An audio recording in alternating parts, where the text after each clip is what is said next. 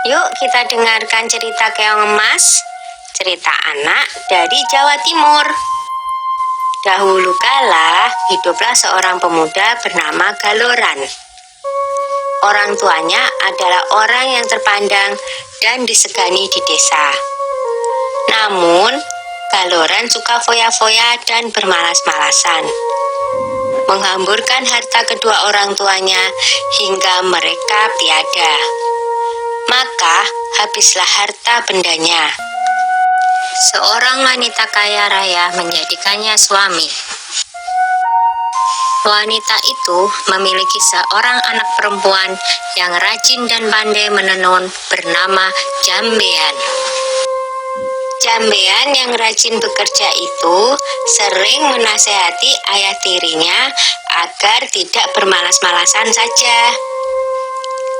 Nasihat itu justru membuat Galoran muka. Beraninya dia menasehati orang tua.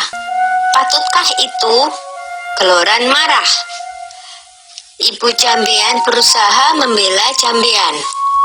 Tetapi apa daya, sekarang engkau harus memilih, aku atau anakmu, ancam Galoran. Hati ibu Jambean sangat sedih mendengar perkataan Galoran. Dia menangis siang malam karena bingung. Suatu hari dia memanggil anaknya. Jambean anakku, kemarilah nak, serunya lirih. Jambean langsung menghampiri ibunya yang tengah bersedih. Mengapa emak bersedih saja? Tanyanya dengan iba.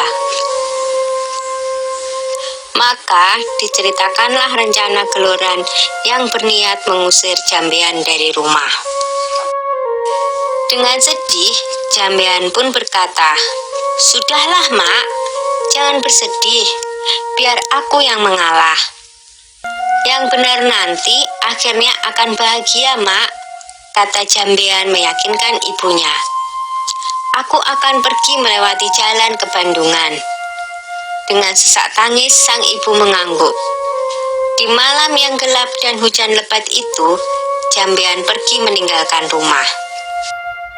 Tak berapa lama kemudian, ibu Jambean yang tak kuasa menahan kesedihannya berusaha mencari, tapi tak bisa menemukannya. Ibu Jambean tak bisa menemukan anaknya karena secara ajaib Jambean telah berubah menjadi seekor siput, atau dalam bahasa Jawa, keong. Di desa Dadapan hiduplah dua bersaudara, bernama Nyai Sambika dan Nyai Sembagil. Mereka hidup miskin dan bekerja mengumpulkan kayu bakar dan daun talas. Suatu hari, keduanya pergi ke bendungan untuk mencari daun talas. Tiba-tiba mereka terpana melihat keong berwarna keemasan di atas batu. "Alangkah indahnya keong ini," seru Nyai Sambika. "Lihatlah, kulitnya indah berwarna keemasan. Aku ingin memeliharanya," katanya lagi. "Iya, sangat indah. Kita bawa pulang saja dia," saut Nyai Sembadil. Maka dipungutnyalah keong tersebut untuk dibawa pulang. Mereka meletakkannya di dalam tempayan tanah liat di dapur rumah. Semenjak itu, kehidupan mereka berubah. Terutama setiap pulang dari bekerja, di dapur selalu tersedia lauk dan rumah berubah menjadi rapi dan bersih. Nyai Sambika dan Nyai Sembadil merasa heran dengan keadaan itu. Mereka berencana untuk mencari tahu siapakah yang melakukan semua itu. Suatu hari, seperti biasa, mereka berangkat kerja. Tetapi sebenarnya mereka hanya berpura-pura pergi.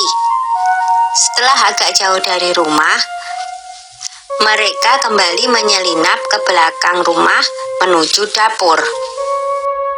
Dari dapur terdengar suara seorang sedang memasak.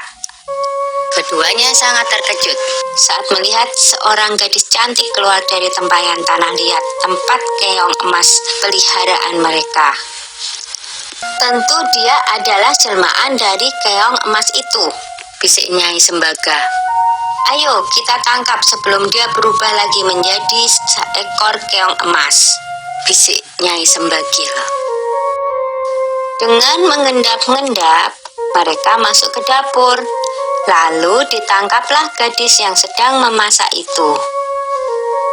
Jambean awalnya takut, tetapi akhirnya bisa tenang. "Siapakah kamu, nak?" desak Nyai Sambika penasaran. "Apakah kamu bidadari?" tanyanya lagi. "Bukan, saya manusia biasa. Saya diusir oleh ayah tiri saya, sehingga saya menjelma menjadi keong," saut Jambean tertunduk. Keduanya terharu mendengar cerita Jambean, apalagi melihat ketekunan gadis itu dalam bekerja dan kebaikan hatinya. Akhirnya, keong emas diangkat sebagai anak. Sejak itu, keong emas membantu keduanya itu dengan menenun. Tenunannya sangat indah dan bagus, sehingga terkenal sampai ke seluruh negeri.